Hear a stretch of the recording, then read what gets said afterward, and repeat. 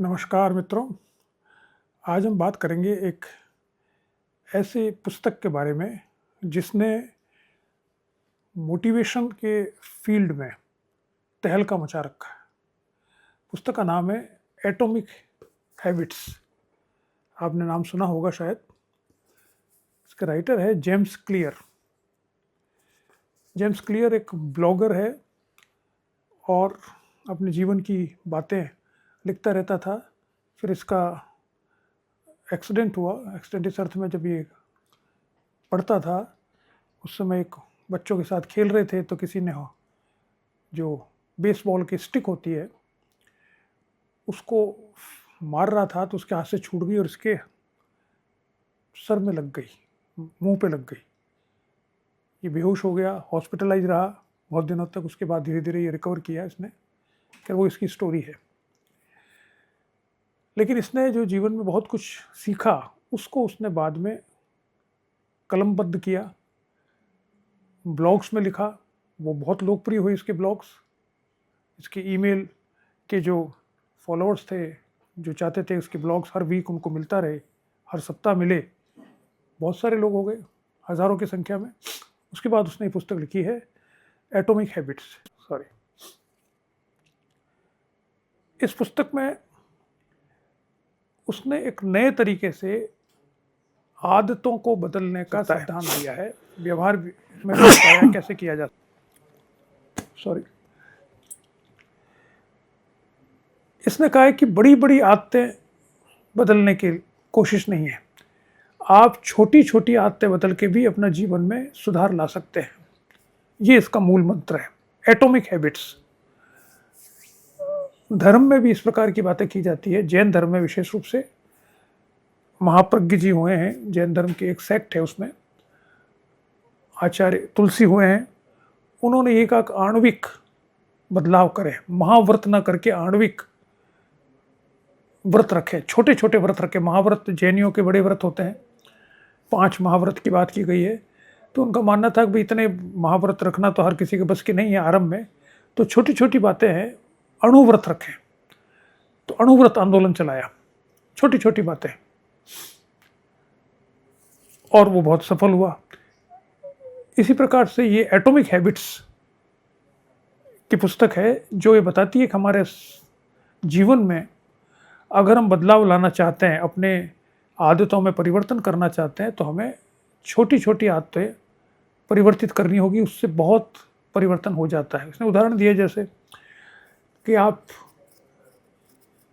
हवाई जहाज में उड़ रहे हो और उसका जो चालक है हवाई जहाज का, विमान चालक, वो अगर 2 से 3 डिग्री अगर उसका रास्ता बदल देता है तो 300 किलोमीटर 400 किलोमीटर जाने पर वो दूसरे शहर में पहुंच जाएगा, सिर्फ थोड़ा सा बदलाव करने से। ये हम सभी जानते हैं। गाड़ी चल रही हो तेज, सड़क पर हम चला रहे हो और थोड़ा सा हमने बदलाव कर दिया तो हमारा एक्सीडेंट हो सकता है। तो हैबिट्स या परिवर्तन अगर आणविक है, थोड़ा सा है, वो भी उसका रिजल्ट जो है, परिणाम बहुत बड़ा हो सकता है। इसलिए हमें ये देखना है कि इन छोटी छोटी आदतों में कैसे परिवर्तन करें। उसके लिए ज़रूरी है पहले हम समझें कि आदतें होती क्या है। आदतों का अर्थ होता है एक रिपीटेड बिहेवियर, यानी कोई व्यवहार जो हम करते हैं जीवन में, वो व्यवहार बार बार हो रहा है और वो सोच समझ कर नहीं हो रहा है। It is unconscious repetition of behaviour. जो व्यवहार हमारा है वो अवचेतन मन से हो रहा है, हम उसको सकारात्मक रूप से सोच कर नहीं कर रहे। ऋषि मुनि तो कहते ही हैं कि हमारा जीवन ही सोते सोते निकल जाता है। सोते सोते का अर्थ है कि हम जागरूक होकर हर कार्य नहीं करते, हम आदत के वशीभूत होकर करते हैं। जैसे आप देखो, छोटे बच्चे होते हैं, उनको आज के ज़माने में आपने देखा होगा, बहुत छोटे छोटे बच्चे जो होते हैं वो खाना खाने से पहले कहते हैं हम तो टीवी चलाओ या मोबाइल चलाओ, उसमें कार्टून चलाओ तब खाना खाएंगे। वो कार्टून से उस खाने को लिंक कर देते हैं। थोड़ा बड़े होने पर वो आदत छूटती है। शुरुआत में हम ही उनको कार्टून दिखाते हैं, उनको क्या पता कार्टून आते हैं मोबाइल में, माँ बाप ही सिखाते हैं, दिखाते हैं उसको कि थोड़ी देर ये इसमें एंगेज रहेगा, बाद में उसकी आदत पड़ जाती है उसको देखने की। जो खाना नहीं खाता है शुरू में तो उसको ये कार्टून दिखाए जाते हैं, फिर वो खाना तभी खाएगा जब कार्टून देखेगा, ये उसकी हैबिट बन जाती है, आदत बन जाती है, जो अनकॉन्शियस है, कॉन्शियस होकर नहीं करता, अनकॉन्शियसली। ऐसे बहुत से हज़ारों आते हैं, हम लोग बात कर सकते हैं इसके बारे में। लेकिन इसने इस पुस्तक में ये बताया कि टाइनी चेंजेस, छोटे छोटे चेंजेस अगर आप करें तो उससे बहुत बड़े बड़े रिजल्ट मिल सकते हैं। पूरी पुस्तक इस बात पर है कि छोटे छोटे चेंजेस कैसे किए जाए, ये परिवर्तन कैसे किया जाए। इसके लिए उसने एक सिद्धांत बनाया है, फॉर्मूला कह सकते हो आप, सिद्धांत क्या।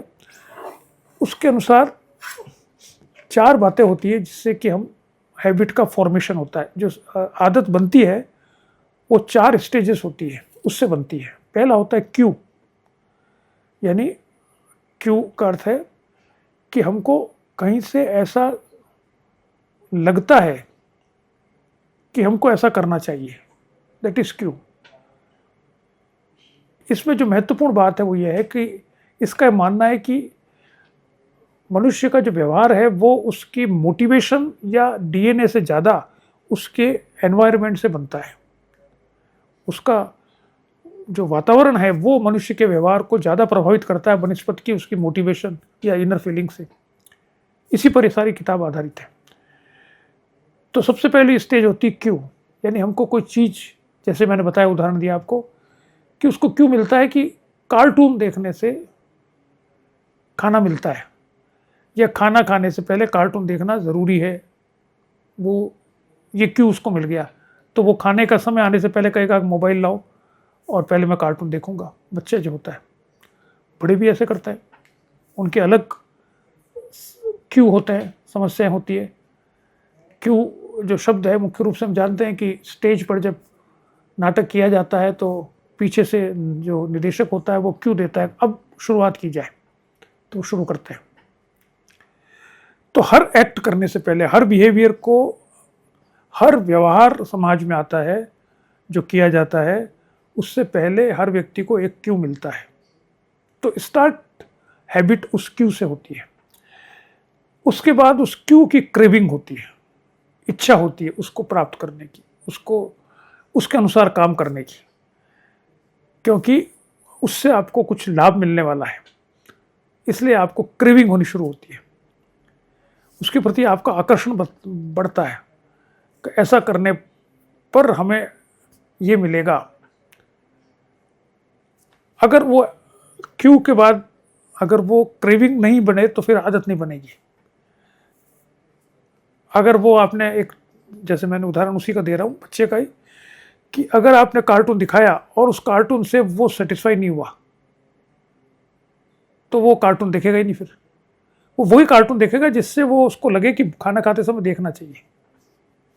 तो क्रेविंग नेक्स्ट स्टेज है हैबिट बनने के लिए।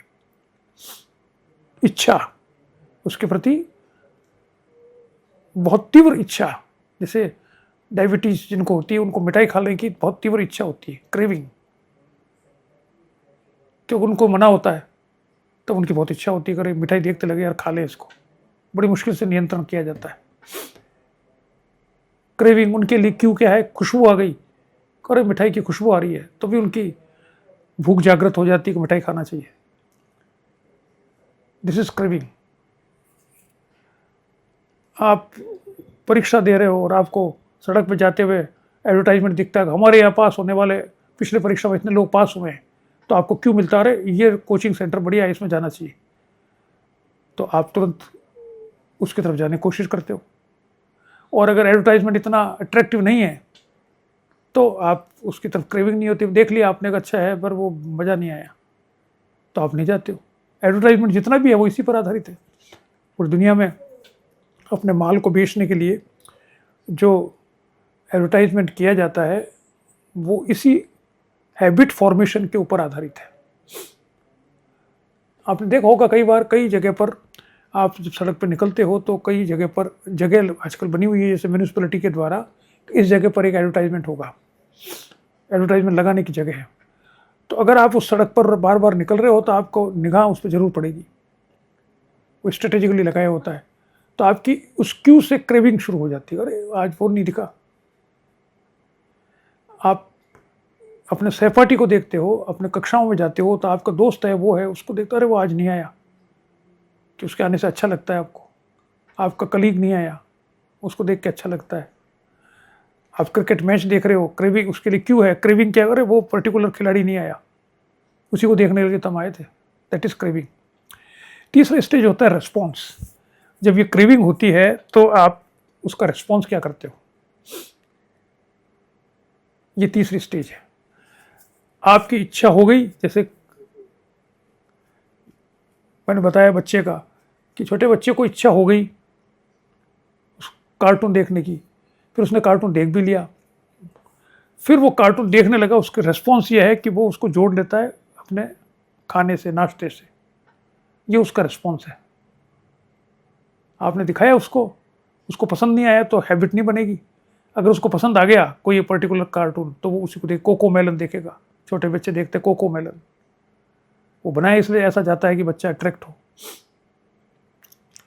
और चौथा है रिवार्ड, कि क्या उससे आपको रिवार्ड क्या मिल रहा है। तो रिवार्ड मिलता है, कार्टून देखने से आपको खाना मिलेगा, रिवार्ड मिल गया। तो इसलिए ये हैबिट फॉर्मेशन के 4 स्टेजेस हैं। अब वो कहता है इन चारों स्टेजेस को जब हम रिस्पॉन्स करते हैं, हम जब, ये तो 4 थियरी हुई, सिद्धांत हो गए 4, Q, craving, response and reward. अब हम कोई हैबिट बनाना चाहते हैं या हैबिट को तोड़ना चाहते हैं, तो क्या करें, इन चारों स्टेजेस के आधार पर वो बताता है। यही इसके चैप्टर्स हैं। 4 इसने बताया है कि 4 चैप्टर्स है, 4 रेस्पॉन्सेज हैं जो आपको बताते हैं, या जिसे उसने कहा है लॉ। फर्स्ट लॉ है जो क्यू से संबंधित है, मेक इट ऑब्वियस। यानी आपको अगर कोई नई हैबिट बनानी है तो वो बिल्कुल स्पष्ट होनी चाहिए। जैसे आपको नई हैबिट बनानी है कि आप किताब पढ़ना चाहते हैं, रोज़ सोने से पहले आपको किताब पढ़ना चाहते हैं, या आपने सुना है बहुत जगह, तो आपको लगता है यार मेरे को भी किताब पढ़नी चाहिए। लेकिन क्या हैबिट क्या होती है, हम वहाँ बिस्तर पे गए, आज हमारे हाथ में सिर्फ मोबाइल होता है, तो मोबाइल देखते देखते नींद आती है तो उसको रख देते, सो जाते हैं। फिर दूसरे दिन उठते हैं, फिर थोड़ी देर इधर उधर करते हैं, फिर दिन भर में सोचते हैं, फिर क्या यार आज से किताब पढ़ेंगे। किताब रखी हुई है, लेकिन किताब आपके अध्ययनशाला में रखी हुई है, आपकी लाइब्रेरी में रखी हुई है, आपके बेडरूम में आपके पलंग के पास नहीं रखी हुई है, टेबल पर, तो आप पढ़ते ही नहीं हो। तो क्यों पहला है उसके लिए, उसको मेक इट ऑब्वियस, कि यानी वो किताब आपके पलंग के पास वाली टेबल पर रखी हुई होनी चाहिए जिसको आप पढ़ना चाहते हैं। सोते समय आप अध्ययन करना चाहते हैं जिस किताब को अपने टेबल पर, वो किताब वहाँ रखी होनी चाहिए। वो पेन, पेंसिल, मोबाइल या आपका आईपैड, ये सब वहीं पर आपके आसपास होने चाहिए। लाइटिंग, कई बार ऐसा होता है कि आप पढ़ना चाहते हैं, आपने देखा कि यार देखा, अरे यार पेन में पेन स्याही नहीं है, या पेन ही नहीं मिल रहा है, इधर उधर देख रहे हैं, 5 मिनट में आपको मोटिवेशन ठंडा पड़ जाता है, फिर अच्छा बाद में देखेंगे। आप पढ़ना चाहते हो लेकिन एनवायरनमेंट वो नहीं मिला, आपकी लाइट चली गई, तो आप करें लाइट चली गई अब क्या करें, और थोड़ी देर देखते बाद में देखेंगे, फिर बाद में, तो बाद में हो गया, बाद हो गया दिन। तो मेक इट ऑब्वियस, एकदम से स्पष्ट रूप से दिखना चाहिए आपको कि आप क्या करना चाहते हैं। अगर आप टेबल पर बैठते हैं सुबह 9 बजे, 10 बजे या दिन में 2 बजे और काम करना चाहते हैं, तो आपकी टेबल पर वो सारी चीज़ें पहले से मौजूद होनी चाहिए जो आपके उस दिन के काम में आएगी। इसके लिए ज़रूरी है कि पहले से आपने कुछ टाइम टेबल बना रखा है कि आज सुबह 9 से 10 तक मेरे को ये पढ़ना है, या 10 से 12 तक मेरे को ये काम करना है, और वो काम करने के लिए इन 2 किताबों से नोट्स बनाने हैं, तो वो दोनों किताबें आपके टेबल पर होनी चाहिए। अगर टेबल पर नहीं है तो आपकी इसकी संभावना 50% हो जाएगी कि आप उस दिन वो नोट्स बनाएंगे, वो आप ढूंढेंगे किताब, थोड़ी देर में आलस आ जाएगा, तो तब तो कोई और किताब वहाँ मिल जाएगी, तब तो किसी का फ़ोन आ जाएगा। आपको ये करना पड़ेगा कि आपको आज सुबह 9 से 11 या 12 बजे तक मैं पढ़ता हूँ, तो फ़ोन स्विच ऑफ करके रख देंगे।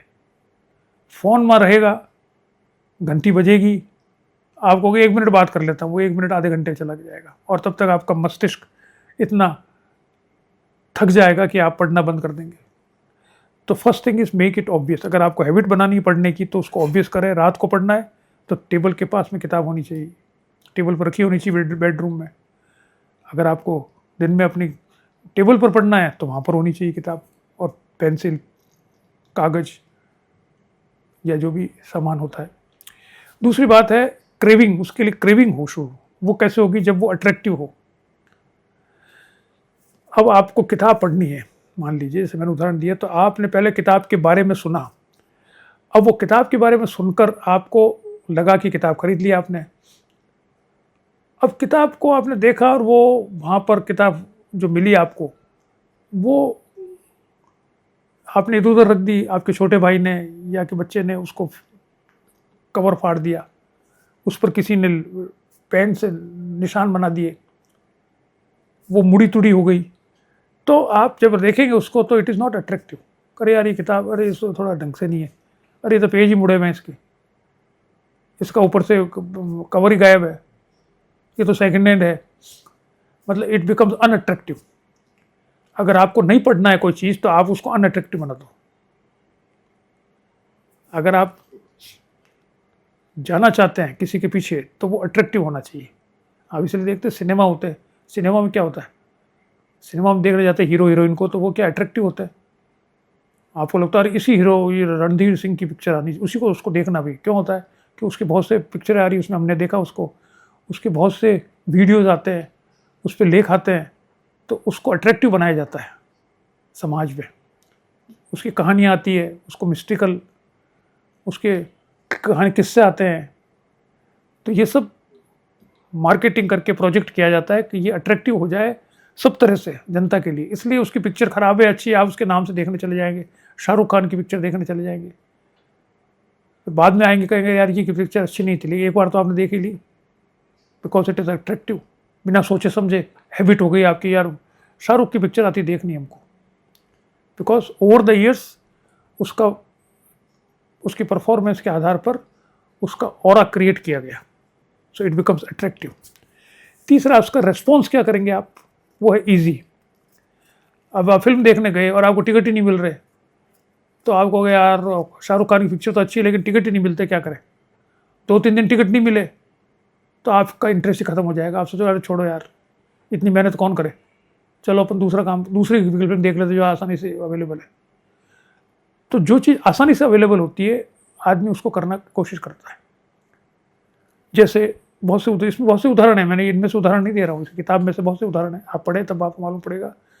जैसे एक रेस्टोरेंट है, उसमें उन्होंने देखा कि जो काउंटर है जहाँ पैसे देते हैं रेस्टोरेंट खाना वाना खा के, उसके पास में जो फ्रिज है उसमें सोडा रखा हुआ होता था, सोडा रखा होता है।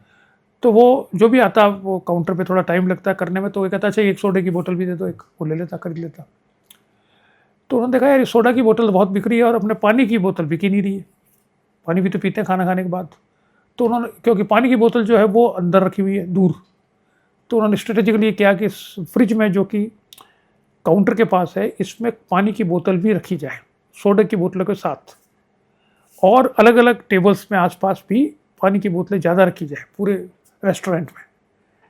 जब रेस्टोरेंट में ज़्यादा बोतलें दिखेगी, इजीली एक्सेसिबल होगी, इजीली आप उसको उठा सकते हो, तो वो पानी की बोतलें ज़्यादा बिकनी शुरू हुई। उन्होंने देखा ये एक्सपेरिमेंट करते ही सोडा की बोतल की जो सेल थी वो कम हो गई, 11-15% कम हो गई, और पानी की बोतलों की सेल बढ़ गई। कोई मोटिवेशन नहीं चेंज किया आपने लोगों का कि भाई आप सबको ये भाषण नहीं दिया पानी पियो पानी पियो, सिर्फ एनवायरनमेंट बदला थोड़ा सा। इसलिए आप देखेंगे कि बड़े बड़े मॉल में आप जाएं तो ये एक साइकोलॉजी है जो मानता है कि आपके जो आंखों के सामने जो चीज़ होती है बिल्कुल उस पर आपकी सबसे पहले निगाह जाती है। तो अधिकतर जगह वो आप देखेंगे जो बड़े बड़े मॉल में दुकानों में जाए कि जो सामने वाली ऐसी जगह जो शेल होती है जिसमें आप देखते हो बच्चा, अगर बच्चा है 5 साल का 7 साल का, तो उसकी आंखें सामने किस चीज़ को देखेगी, उसके लिए बच्चों की चीज़ें होगी सामने, तो उसको देखते ही उस सामने पसंद आ जाएगी, सबसे पहले निगाह वहीं जाएगी। बड़े होगा 5 फुट आगे, 5 फुट 7 इंच 8 इंच 10 इंच आदमी होगा, तो उसके हाइट के हिसाब से जो सामने होगी शेल्फ उसमें शेल्फ में चीज़ें रखी हुई होगी, क्योंकि उसको देखते ही वो समझेगा कि सबसे पहले निगाह वहीं जाएगी, और वो चीज़ें होगी जिसमें कि उस दुकानदार को सबसे ज़्यादा प्रॉफिट हो रहा हो। नीचे इधर उधर कोने में पीछे वो चीज़ें होगी जो जिसमें उसको कम बेनिफिट होता हो। आप बड़े मॉल में जाते हो, आप देखते हो कि मॉल में जब आप बाहर निकलते हो, जब अपना पैसा वैसा देकर, उस समय आसपास बहुत सी चीज़ें छोटी मोटी रखी होती है, जैसे टॉफ़ी है या घर में काम आने की चीज़ें, कोई साबुन है या बच्चों के लिए कुछ छोटे मोटे खिलौने हैं। तो वो देखते जब आप लाइन में लगे हुए हो और आप देख रहे हो कि भाई सामान सब खरीद लिया है काम का, घर का, तो वहाँ इधर उधर देखते रहते हो, तो बच्चा ही देखता रहेगा मेरे को चीज़ दे दो, तो कहेगा यार चलो ये भी हल्ला करेगा, इसकी दिलवा दो। ये जो दुकानदार समझता है, बिकॉज इट इज़ ईजी, उसको ईजी बना देता है। वो बच्चे को ये सामने दिख रहा है तो ईजी होता है। इसी प्रकार से आप देखेंगे कि जो घर की चीज़ होती है, जो ज़रूरी होती है, जैसे दूध है, आप मॉल में जाओगे तो आपको दूध लेके आना है, सब्जी लेके आनी है, मान लीजिए जो आटा लेके आना है, रोज का दिन का जो काम है, वो मॉल के सबसे पीछे होगा अंदर। आपको पूरी लाइन में जाना पड़ेगा। जब बहुत सी चीज़ें, दूसरी चीज़ें आप देखते हो जाओगे जिनमें कि उनको प्रॉफिट है बहुत ज़्यादा, और लेकिन जो अट्रैक्टिव है, तो ईजी एक्सेसिबल होगा, तो आपको लगेगा इसको ले लें, उसमें चांसेस ज़्यादा है आपके लेने के। So this is what he called easy access. Response ये होगा। अंतिम है कि रिवार्ड क्या मिलेगा? रिवार्ड है सेटिस्फैक्शन। अगर जो चीज़ आपने ली है वो अगर आपको संतुष्ट करती है तो आप बार बार उसको रिपीट करेंगे। ये तो हम चीज़ों के बारे में देखते ही हैं। मार्केट में आपने कोई एक तरह का साबुन लिया, तेल लिया, कोई दूसरी चीज़ ली, उसका काम में लिया और उससे आपको संतुष्टि मिली, तो आप फिर हैबिचुअली उसी को लेते रहेंगे। रेज़र खरीदेंगे, ब्रश खरीदेंगे, तो आप देखिए वही लेते रहेंगे। हम भी जब जाते हैं, आप लोग जाते ही हो, तो आपकी हैबिट बन जाती है। आप वहाँ जाकर जैसे आप तो कहेंगे साहब ये घी चाहिए, ये तेल चाहिए, तो आप अगर 2-3 बार आपने एक्सपेरिमेंट कर लिए, बहुत सारे तेल, बहुत सारे घी, उसके बाद आप एक पे स्थिर हो जाएंगे जो आपको पसंद आएगा, फिर आप उसी को लेंगे। फिर आप बार बार ब्रांड चेंज नहीं करेंगे, तो क्योंकि वो आपको लगता है कि इससे आप सेटिस्फाइड हो, तो ये रिवार्ड है आपका। सो ये 4 स्टेजेस है हैबिट फॉर्मेशन की, और उसने बताया छोटी छोटी चीज़ें हैं जिसमें आप ये हैबिट फॉर्मेशन कर सकते हो। मैंने बताया आपको पढ़ने की हैबिट डेवलप करनी है, सुबह उठने की हैबिट डेवलप करनी है। उसने ये तक बताया कि न्यूयॉर्क में एक ने कहा, न्यूयॉर्क सिटी का उदाहरण दिया कि वो सुबह 5 बजे, 5:30 बजे अलार्म लेके उठता, मैनहट्टन में रहता है, नीचे आता, कपड़े वपड़े पहन के, जूते वूते पहन के, नीचे आते ही, उतरते ही अपने फ्लैट से वो टैक्सी बुलाता, और टैक्सी में बैठते ही वो 2 किलोमीटर दूर जो जिम है वहाँ जाता, जहाँ 2 घंटे वो जिम में एक्सरसाइज करके फिर आता। तो उससे पूछा गया भाई आपकी हैबिट रोज़ कितने साल, 5-7-10 साल हो गए, आप कैसे कर रहे हो? उसने कहा ये हैबिट मेरी वहाँ जाने की इस पर डिपेंड करती है कि टैक्सी मिल जाए। क्यों? एक बार मैंने टैक्सी बुला ली और वो आ गई तो समझ लो मेरी एक्सरसाइज हो गई, फिर मैं पहुँच जाऊँगा, फिर मैं कर लूँगा, कि वहाँ तो सारे एक्सरसाइज कर ही रहे। लेकिन अगर टैक्सी नहीं आई सुबह, तो मेरा एक्सरसाइज करने के लिए जाना, तो सोचूंगा कौन जाए और आधा घंटा कौन खड़ा रहे टैक्सी के लिए। अगर उसी समय टैक्सी आनी चाहिए 5 मिनट, 2 मिनट में, अगर 2 मिनट में टैक्सी नहीं आती, कभी कभी ऐसा होता है 6 महीने में, जब इधर उधर टैक्सी, वो कोशिश करता है, टैक्सी नहीं मिलती है, तो वो कहता है फिर वापस ऊपर घर चला जाता हूँ। तो मेरी हैबिट फॉर्मेशन क्या जिम की, वो उस टैक्सी वाले पर निर्भर करती है जो कि टाइम पर आ जाए। It's a very small thing. हम ये सोच ही नहीं सकते कि जिम के लिए जो मोटिवेशन उसका है वो खत्म हो सकता है 1 मिनट में अगर उसके पास टैक्सी नहीं हो। ये हम अपने जीवन में देख सकते हैं बहुत सी बातें। हम कई बार सोचते हैं यार ये काम करें न करें, अच्छा कर लेते हैं नहीं कर लेते। आप जूते पहनते हो बाहर जाने के लिए, तो 3-4 जोड़ी जूते हैं आपके पास, तो जो सबसे इजीली एक्सेसिबल होता है आप उसको पहन लेते हो, फट कर यार यही पहन लेते हो। फिर आपकी पत्नी या माँ और कुछ कहते हैं अरे ये नहीं वो पहनो भाई, तब आपको अच्छा वो पहने क्या, नहीं तो यही पहन लो। जो सबसे आगे लिखा हुआ होता है वही ले लेते हो। जो आपके पास, आप वार्डरोब में जाओ, खोलो, जो शर्ट सबसे पहले नज़र आती है उसी को पहन लेता है आदमी, वो उसी पैंट को पहन लेता है जो सबसे सामने रखी हुई होती है। और उसको देख के अगर लोग कहते हैं बड़ा अच्छा लग रहा है या खुद को ही अच्छा लगता है, तो आप बार बार उसी को रिपीट करते हो। चाहे आपके पास 25 शर्ट पहनी होगा, यार ये मेरे को अच्छी लगती है। Because it gives you satisfaction. उसका कोई आधार नहीं है लेकिन वो सेटिस्फैक्शन देता है। तो ये किताब, जैसा कि मैंने हमेशा, तो over 15 million copies sold. 15 million मतलब 1.5 करोड़ बिक्री है। इसने इसके ऊपर एटॉमिक हैबिट्स के आधार पर इसने एक ऐप भी बना रखा है जो आप डाउनलोड कर सकते हैं एटम के नाम से। उसमें वो सिखाता है कि हैबिट्स कैसे फॉर्म की जाए, आदतें कैसे बनती है। तो बहुत ही लोकप्रिय किताब है। मैंने आपको संक्षेप में इसके सारे चैप्टर्स के बारे में बता दिया है। मेरा मानना है कि इसको पढ़ना चाहिए एक बार। अगर आप ये सोचते हो कि आपको कोई अच्छी आदतें लेनी है या बनानी है तो आपको किताब को जरूर पढ़ना चाहिए। ठीक है, नमस्कार।